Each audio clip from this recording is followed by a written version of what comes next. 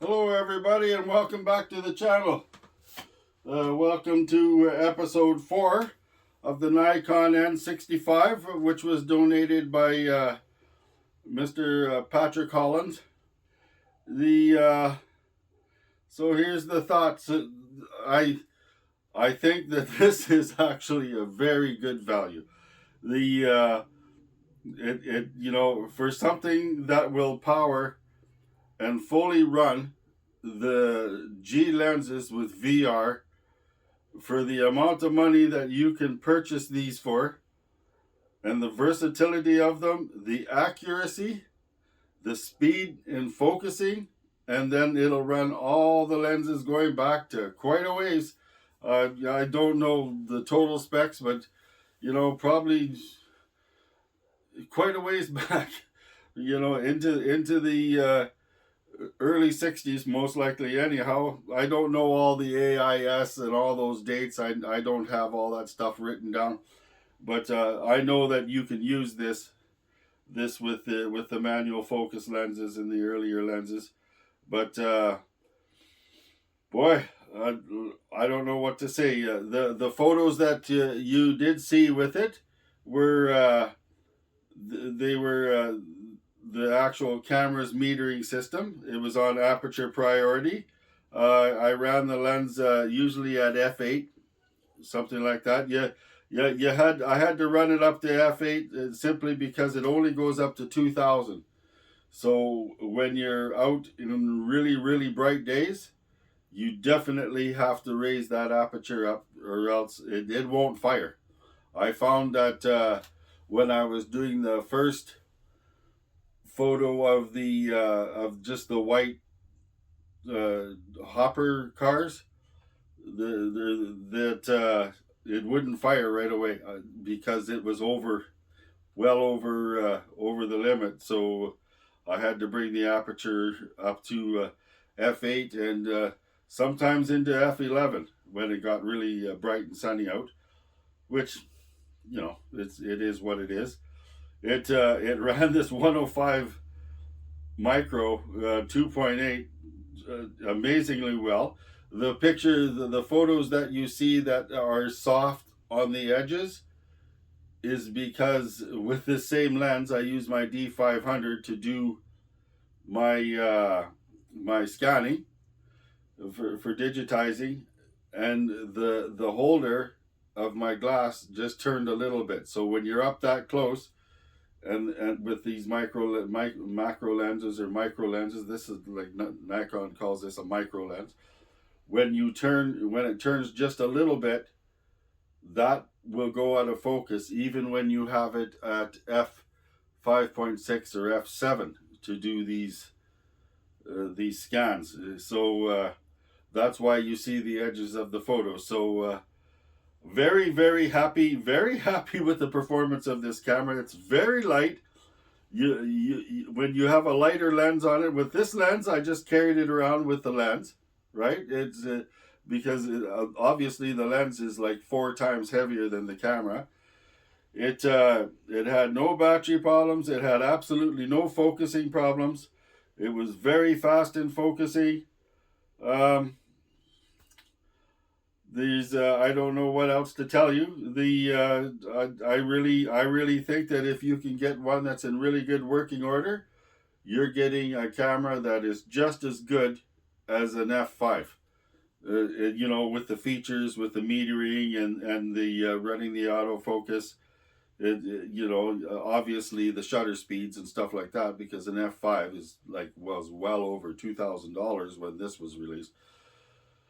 So value for the money, awesome. If you're into something that you're just gonna throw a 35 or a 50 millimeter lens on, autofocus lens, it doesn't have to be a G lens. I'm pretty sure it came with this lens here, a Nikon 28 to 80D. No, this is probably actually what he sent with this was, I think this is a Sigma or a Quarantary, but it came with a that lens. So for at its time, you paid about $300, and you got a good lens that went from 28 to 80, and that was just as light as the. So for traveling or for just universal use, it this was this is a very very quiet kept secret. It's me, I would have maybe put a 1.8. It's on a camera here, obviously, but a 1.8 1.8 D lens, the 1.8 50 millimeter D that had a screwdriver focus. I do believe this has a screwdriver. I'm pretty sure it does. Yes, it does. It has a screwdriver focus. It's right there. So, but it runs the G lenses. So if you throw like a 35 like that's up there on the D300 on here, it's quite a light deal, very portable. Or you could put a pancake lens and do manual focus. So yeah, very very very good camera, very impressive. The heater's on. It's still a bit cold here. So here we go. I've got one more episode to come after this. I'm going to show you all the photos that were taken after I'm done here. So you'll see all the photos that we're taking on the outing that we did with this. And oh yeah, there's now I've got my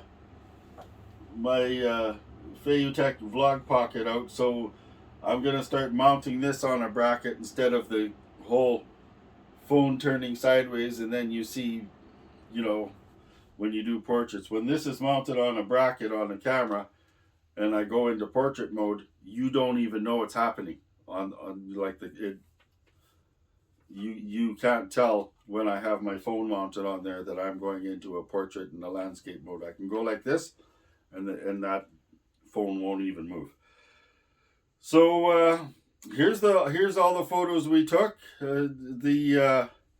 Sometimes the lighting wasn't perfect, and the digitizing, because that moved, it wasn't perfect. But here we go. Have a look at the photos. There's one more episode coming. We're going to choose a different lens, and we're going to take some color Kodak film that Mr. Patrick Hollins also donated, along with this camera and many other cameras. He's a huge supporter of this channel. And thank you very much, Patrick. I talk to Patrick every day. So we, or like through Messenger or whatever. So we will be doing some expired Kodak film of choice. I've got a few choices here that he sent of some pretty old expired Kodak film. So there's one more episode coming. That'll be episode 5. This is episode 4. I hope you enjoy the photos. See you next time for episode 5 on this. And our next camera of choice is going to be a camera that we just received, and that will be the Voigtlander Vitromatic 2. So I'm excited. That will be our next mini-series coming. Thank you very much. Welcome to the channel. See you guys later. Like, subscribe, click the bell, and I've been contacted by other people, and there's more vintage cameras coming. One that goes all the way back to the 1930s. So everybody subscribe and click that bell, because you're going to start seeing not only all of these cameras being reviewed and then quick tests, but there's probably about 6 more on the way that are being donated of all different, this is just amazing. The love and the support that I'm getting from my subscribers on this channel is amazing. I'm not asking for donations. People are just sending me donations. I guess they just really like what I'm doing, and so we're just going to keep on doing it. So I hope you're enjoying this new format that we're putting on with the episodes and the mini-series. The point of views will get better once I put this vlog pocket back into use. And we might do a little bit of behind the scenes B-roll stuff stuff, but that's kind of hard when I'm by myself and I'm time constrained, so please be patient with that. See you guys later. This is amazing. See you later.